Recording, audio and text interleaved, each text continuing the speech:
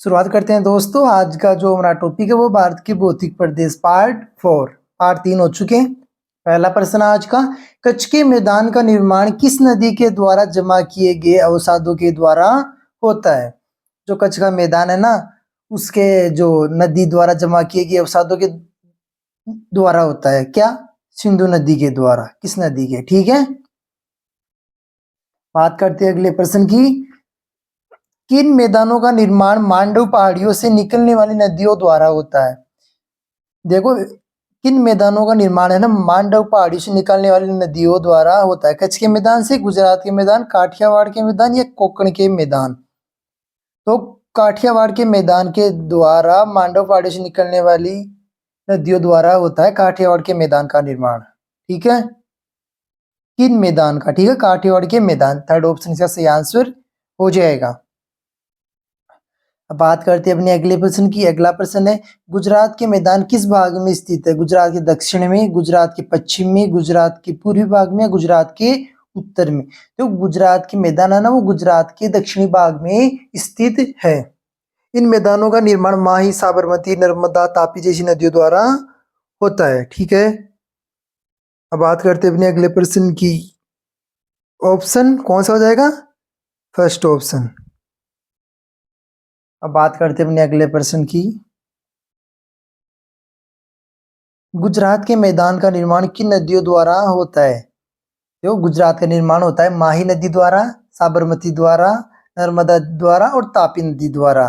तो देख लो इसमें कौन कौन से है। माही, साबरमती, नर्मदा और तापी। इनके अलावा जो भी ऑप्शन है वो गलत हो जाएगा। तो माही, साबरमती, नर्मदा थर्ड ऑप्शन सही आंसर हो जाएगा।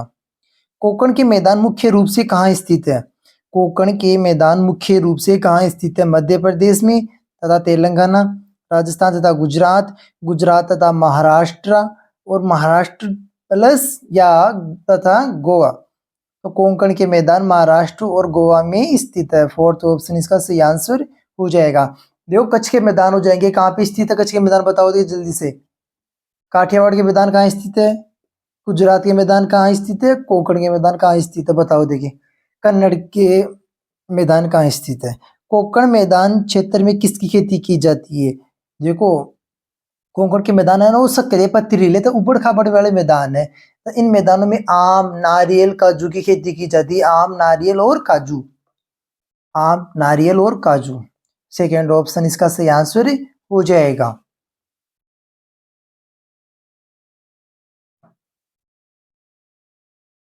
देखो, इसमें ना कोंकण वाले मैदान में इसमें आम्र वर्षा भी होती है, जो कि क्या आम की खेती के लिए लाभदायक होती है।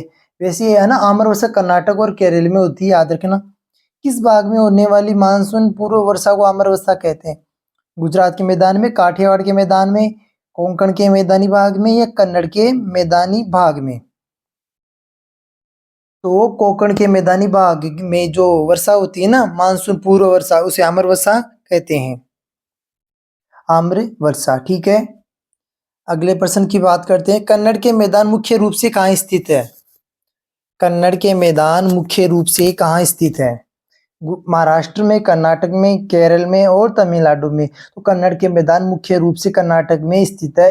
इन मैदानी क्षेत्र में ना नदियां गिरते समय जलप्रपात बनाती है। अब मुझे बताओ जलप्रपात क्या होता है? मुझे नहीं पता हिंदी में जलप्रपात क्या होता है। बताओ देखिए, बताओगा जलप्रपात क्या होता है?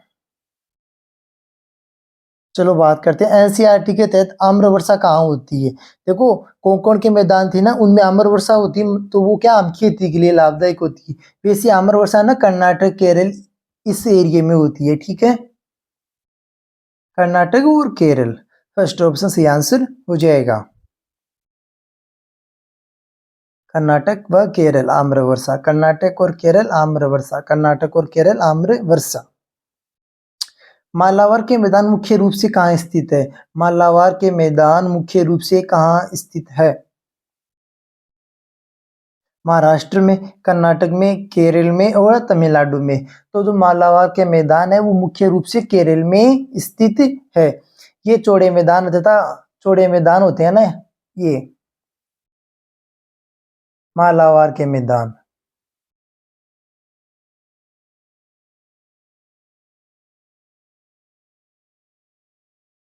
मालाबार के मैदानों के तटवर्ती क्षेत्रों में लेगून झीलें पाई जाती है, जिन्हें स्थानीय भाषा में क्या कहते हैं? अच्छा क्वेश्चन, देखो मालाबार के जो मैदान हो ना, उनके तटवर्ती क्षेत्रों में लेगून झीलें पाई जाती है, जिन्हें स्थानीय भाषा में केयाल कहते हैं। केयाल, और तो ऑप्शन हो जाएगा केयाल।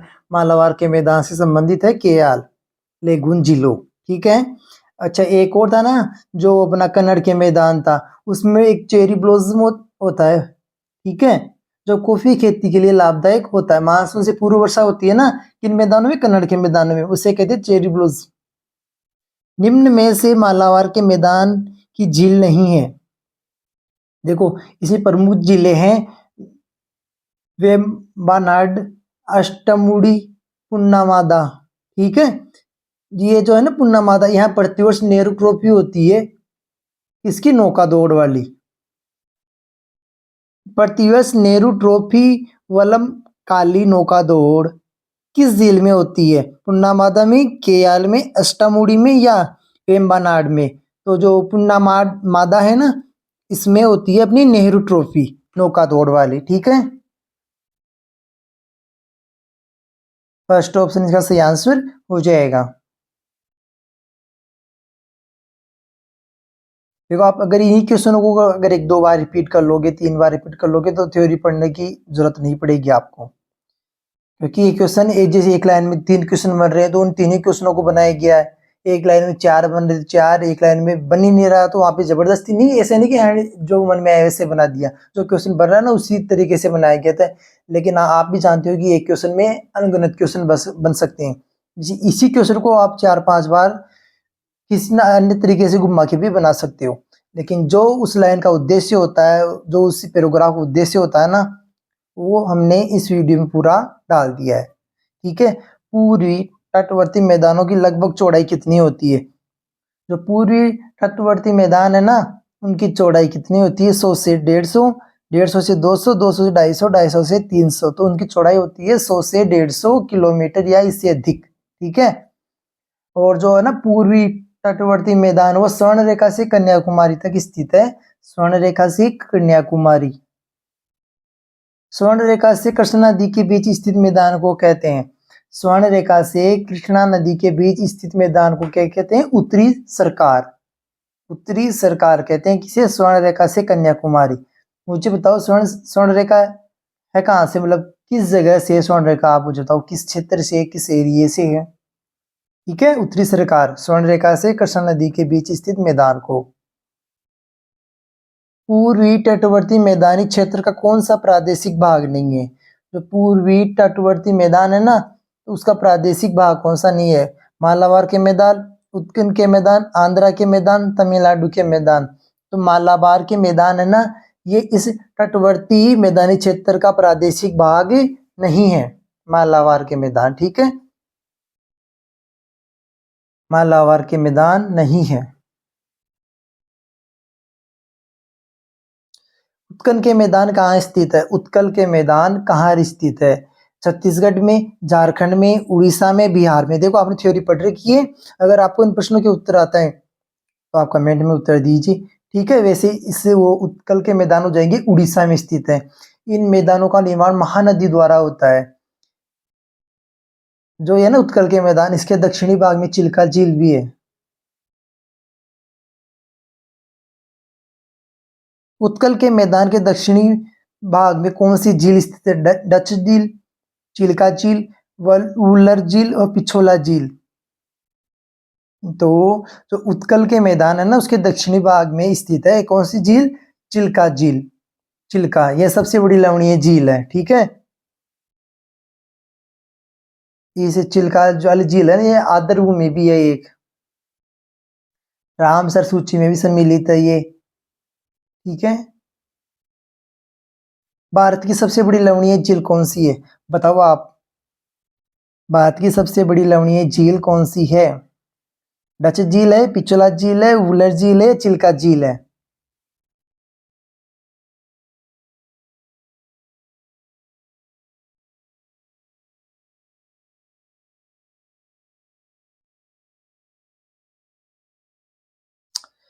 बता दिया। अब मुझे एक बात और बताओ, देखो ये कलाम द्वीप है ना, वो किसके मैदान में स्थित है? उत्कल के मैदान में, आंध्रा के मैदान में, तमिलनाडु के मैदान में, कलाम द्वीप। ठीक है। आंध्रा के मैदान का निर्माण किन नदियों द्वारा जमा किए गए अवसादों से होता है?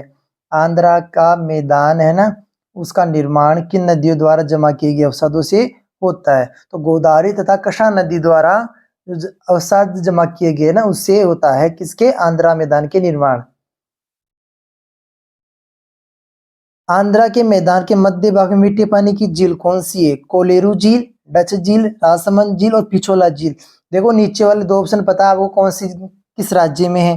डच झील बताया किस राज्य में, कोलेर झील आपको पता है किस राज्य में, राजसमंद झील राजस्थान में है क्या, पिछोला झील राजस्थान में है क्या, डच झील कहाँ पे है बताओ आप, और कोलेरा झील इस प्रश्न का सही आंसर हो जाएगा।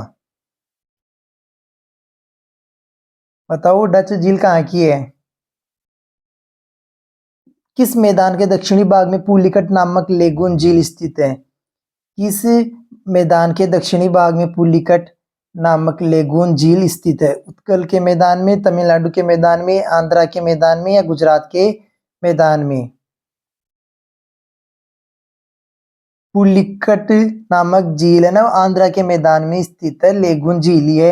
पुलिकट झील में ना श्री हरिकोटा द्वीप स्थित है, जहाँ पे सतीश धवन स्पेस सेंटर है अपना, आंध्रा के मैदान में। देखो कलाम द्वीप तो हो जाएगा उत्कल के मैदान में, आंध्रा के मैदान में क्या हो जाएगा? Satish Dhawan space centre. पुलिकट झील कौन सा द्वीप स्थित है जिसमें सतीश धवन स्पेस सेंटर स्थित है? अंडमान एवं निकोबार, लक्षद्वीप, श्रीहरिकोट द्वीप या पंबन द्वीप? तो श्रीहरिकोट द्वीप पर कौन सा है? Satish Dhawan space centre. अगला क्वेश्चन, तमिलनाडु के मैदान का निर्माण किस नदी द्वारा होता है? तमिलनाडु के मैदान का निर्माण किस नदी द्वारा होता है? लूनी नदी के द्वारा, कावेरी नदी के द्वारा, सोम नदी के द्वारा और कृष्णा नदी के द्वारा। तो लूनी जो तमिलनाडु के मैदान है ना, वो कावेरी नदी के द्वारा होता है तमिलनाडु के मैदान का निर्माण। जो कावेरी नदी है ना, उसके डेल्टा क्षेत्र का उपयोग चावल की खेती के लिए किया जाता है। और इस मैदान को ना दक्षिण भारत का खाद्यान्न का कटोरा कहते हैं। खाद्यान्न का कटोरा कौन सा है? तमिलनाडु के मैदान। कावेरी नदी के डेल्टा क्षेत्र का उपयोग किसकी खेती के लिए किया जाता है? गेहूं की खेती के लिए, सरसों के लिए, चावल के लिए या गन्ना के लिए? तो तमिलनाडु के मैदान में जो डेल्टा क्षेत्र है ना, उसका उपयोग चावल की खेती के लिए किया जाता है। थर्ड ऑप्शन सही आंसर हो जाएगा।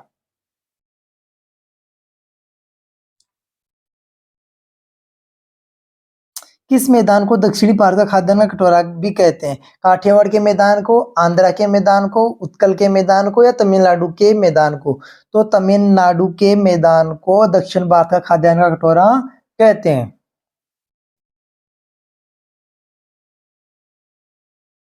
तमिलनाडु के मैदान को खाद्यान्न का कटोरा कहते हैं। फोर्थ ऑप्शन से आंसर हो जाएगा। फोर्थ ऑप्शन इसका करेक्ट आंसर है। प्रायद्वीपीय पठारी प्रदेश किसका भाग था? गोंडवाना लैंड का, अंगारा लैंड का, पेंथालासा लैंड का या टेटिस सागर का? तो प्रायद्वीपीय पठारी प्रदेश है ना, ये गोंडवाना लैंड का भाग है। ये भारत का सबसे पुराना भौतिक प्रदेश है। ठीक है। और ये प्रायद्वीपीय पठारी प्रदेश है ना, ये भारत के दक्षिण में, कहाँ पे? भारत के दक्षिण में प्रायद्वीपीय मतलब स्थिति भाग में स्थित है। मतलब ऐसे समझो ये प्रायद्वीपीय पठारी प्रदेश भारत के दक्षिणी भाग क्षेत्र है पूरा। तटवर्ती वाले को छोड़ दो ना, है ना। सबसे पुराना भौतिकी प्रदेश कौन सा है जो भारत का सबसे अधिक खनिज संपन्न प्रदेश है? तटवर्ती मैदानी प्रदेश, उत्तरी पश्चिमी मेरुस्थलीय प्रदेश, प्रायद्वीपीय पठारी प्रदेश, उत्तरी मैदानी प्रदेश। तो प्रायद्वीपीय पठारी प्रदेश भारत का सबसे अधिक खनिज संपन्न प्रदेश है। यह भारत का सबसे बड़ा भौतिक प्रदेश भी है, जो 16 लाख वर्ग किलोमीटर क्षेत्र में फैला हुआ है, विस्तृत है। ठीक है। तो इस पठारी प्रदेश की ऊंचाई है 600 से 900 मीटर। ज्यादा बता दिया आपको। सुनो, प्रायद्वीपीय पठारी प्रदेश कितने क्षेत्र में स्थित है? तो यह 16 लाख वर्ग किलोमीटर क्षेत्र में स्थित है। 16 लाख बहुत होता है, 16 लाख।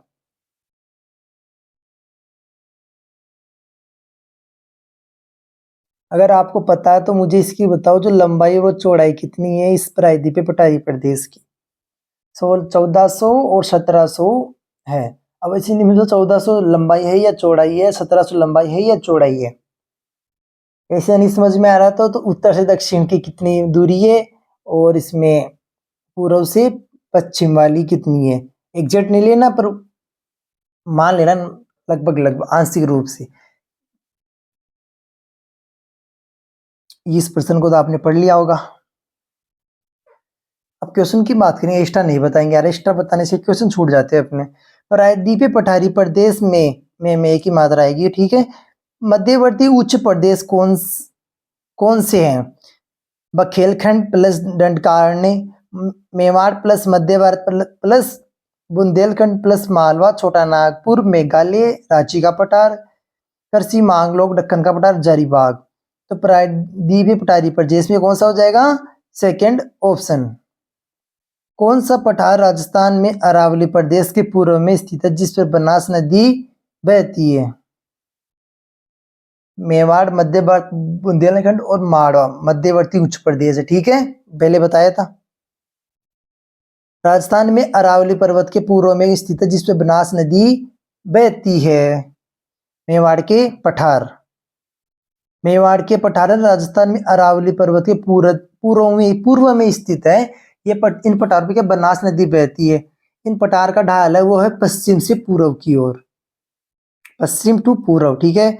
मध्य भारत का पठार कहाँ स्थित है? मध्य भारत का पठार कहाँ स्थित है, मतलब किस राज्य में? मध्य प्रदेश में है, उत्तर प्रदेश में है, छत्तीसगढ़ में है, राजस्थान में है, या फिर इन चारों में से नहीं है? तो मध्य भारत का पठार है वो स्थित है मध्य प्रदेश में। मध्य भारत, मध्य प्रदेश, मध्य भारत और मध्य प्रदेश, एमपी। किस पठार पर चंबल नदी बहती है? मेवाड़ के पठार पे, बुंदेलखंड के पठार पे, मालवा के पठार पे, मध्य भारत के पठार पे। तो क्या क्वेश्चन है? चंबल नदी किस पठार पे बहती है? बताओ, देखिए किस पठार पे बहती है। मध्य भारत के पठार पे चंबल नदी बहती है, जो कि अवनलिका अपर्दन द्वारा यहाँ बीड़ का निर्माण भी होता है। तो चंबल के बीड़ देखे हुए क्या आपके किसी ने? बताओ देखिए किस किसने देखे हैं।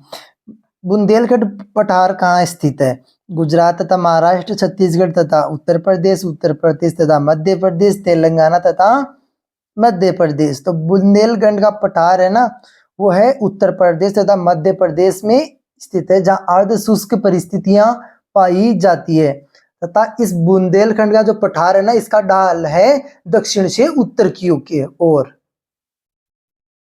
बुंदेलखंड पठार पर कौन सी नदियां बहती है जो गहरी घाटियां तथा जलप्रपात भी बनाती है? देखो बुंदेलखंड का जो पठार है ना इस पे केन तथा बेतवा नदियां बहती है जो गहरी घाटियां तथा जलप्रपात बनाती है। केन और बेतवा, चंबल नदी कहाँ पे बहती है? देखो इनमें से अगर आपको एक नदी के बारे में पता है ना तो आप आसानी से कर लोगे, ठीक है। केन और बेतवा इसका सही आंसर हो जाएगा। मालवा के पठार मुख्य रूप से कहाँ स्थित है? मध्य प्रदेश में, उत्तर प्रदेश में, महाराष्ट्र में और छत्तीसगढ़ में। मालवा के पठार मुख्य रूप से मध्य प्रदेश में स्थित है। ये त्रिभुजाकार पठार है जिनकी ऊंचाई 300 से 600 मीटर है। ज्यादा बता दिया। क्वेश्चन क्या है अपना? मालवा के पठार मुख्य रूप से कहाँ स्थित है? मध्य प्रदेश में, एमपी में। अब थोड़ा और ही सुन लो क्या। मालवा के पठार है ना इनमें कुंभ का मेला लगता है। इंदौर शहर भी इसी पठार पे स्थित है। भोपाल शहर शिप्रा नदी के किनारे है, भोपाल शहर और उज्जैन। मालवा का पठार का आकार कैसा है? विषम कोणीय, आयताकार, गोलाकार, त्रिभुजाकार। तो मालवा के पठार का आकार है त्रिभुजाकार, त्रिभुज के आकार का।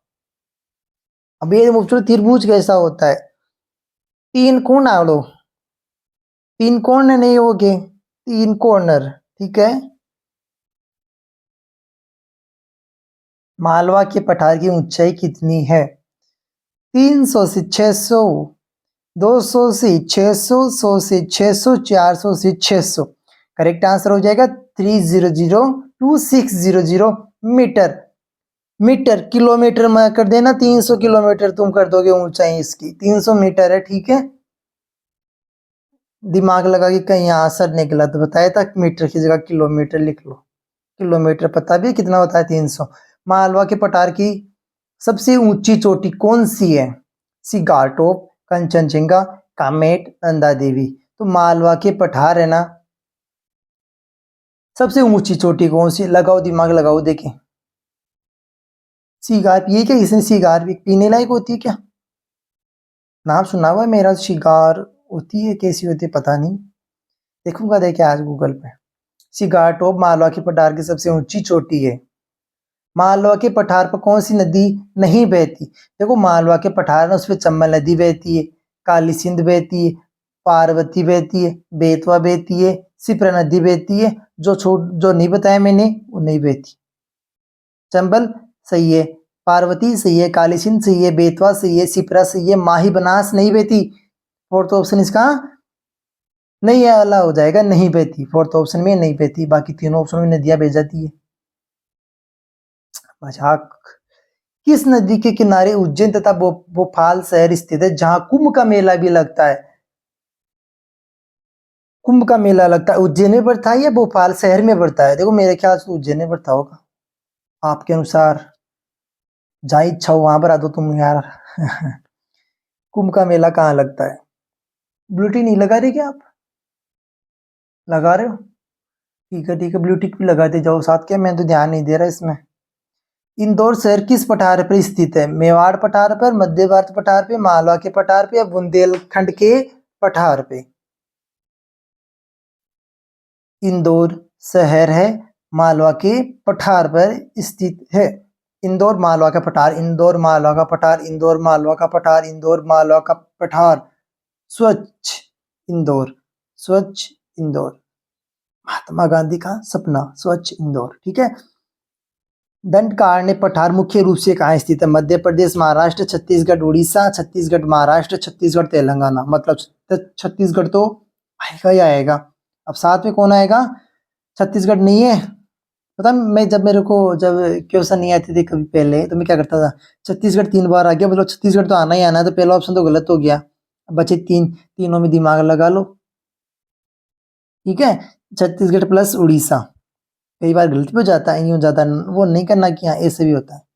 किस पठार को छत्तीसगढ़ में बस्तर का पठार, उड़ीसा में काला हांडी पठार कहते हैं? क्या क्वेश्चन है यार। देखो दंडकारण्य पठार है ना, ये छत्तीसगढ़ उड़ीसा में तो एक तो स्थित है। इस छत्तीसगढ़ में इस पठार को कहते हैं बस्तर का पठार, तथा उड़ीसा में इसी कहते हैं काला हांडी पठार। इस पठार पर इंद्रावती व सबरी सिलेरू नदियां बहती है। और जो है ना ये दंडकारण्य का पठार, यहाँ पे लोहा एक्स और बॉक्साइट के भंडार पाए जाते हैं। कौन सी नदियां बहती है बताओ देखे? सबरी, सिलेरू और इंद्रावती मैंने पहले बता दिया। अब मुझे इसे बताओ, मैंने पहले ये भी बताया था कि इसमें कौन से भंडार, किस अयस्क के भंडार पाए जाते हैं? लोह के और बॉक्साइड के। बॉक्साइड, ठीक है, बॉक्साइड। किस पठार पे लोहे अयस्क और बॉक्साइड के भंडार पाए जाते हैं? चलो मुझे आप एक बात और बताओ देखे, जो ओडिशा है ना, ओडिशा में बॉक्साइट के है ना प्रमुख भंडार पाए जाते हैं। तो उनमें से 2 जगहों के नाम बताओ, जो जिलों के नाम बताओ जहां बॉक्साइट पाए जाते हैं, अगर पता है तो बताओ देखे। दंडकारण्य पठार पर बॉक्साइट और लोह, आयरन ही होता है ना लोह। अरे गलत तो नहीं बता रहा। बॉक्साइट, ओडिशा में बॉक्साइट की प्रमुख भंडार किस जिले में नहीं पाए जाते? कालाहांडी में बिल्कुल पाए जाते, कोरापुट में बिल्कुल पाए जाते, बोलांगिर में बिल्कुल पाए जाते, बस्तर। अरे आज तो बस्तर में क्या पाया जाता है फिर, ऐसे बताओ मुझे देखें। इस प्रश्न का सही आंसर तो हो जाएगा, मतलब बस्तर में बॉक्साइट के भंडार नहीं पाए जाते, पर बस्तर में क्या पाया जाता है फिर, इसे बताओ। ठीक है, एक वीडियो हो रही है, लगभग 70 क्वेश्चन हो रहे हैं, फिर अपना टॉपिक कंप्लीट हो जाएगा। मिलते हैं अगली वीडियो में। दोबारा देखो वीडियो, आवाज कर दो बंद, क्वेश्चन आए उत्तर दो। ठीक है, थैंक यू।